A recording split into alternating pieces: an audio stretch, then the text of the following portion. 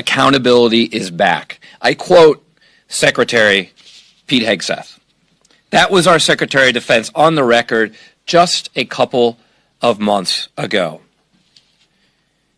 Now the debate among national security professionals is over whether the Secretary was just incompetent or whether he was drunk. That's how low this has gone, and those are serious debates happening among national security professionals today. Because my colleagues are right. This put American lives at risk. This cheapens the work that our men and women on the front lines of our armed services and our intelligence agencies do every single day.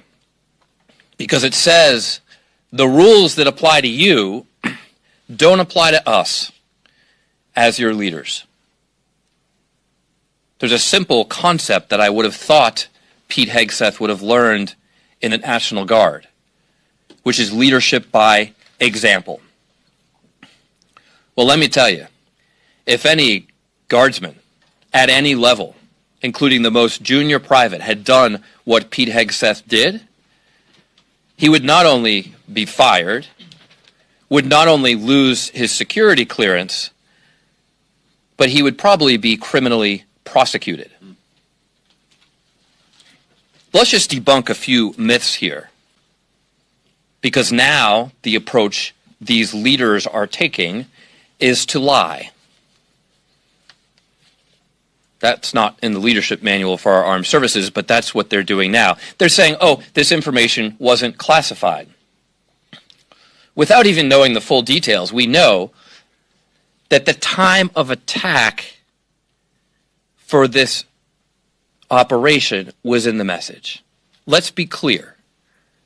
That's classified information. That's all you need to know.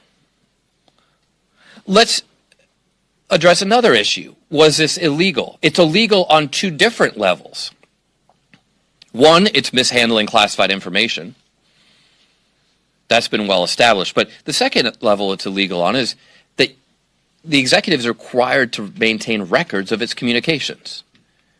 And this is a way for this lawless administration to get around that. Third, was there a risk? Yes, there's tremendous risk. That's why national security professionals, including everyone on that group chat, aside from the people who weren't supposed to be on it, has 24/7 access to classified proper means of communication. So if the National Security Advisor feels like, oh, I need to chat with someone, well, guess what? In his home, in his office, on his plane, he has the means to do so within the law. So there is no excuse here. But there's also clearly no accountability. And it's very clear that Secretary Hegseth, with how he is handling this, has no honor, has no sense of duty, and has absolutely zero accountability for his own actions.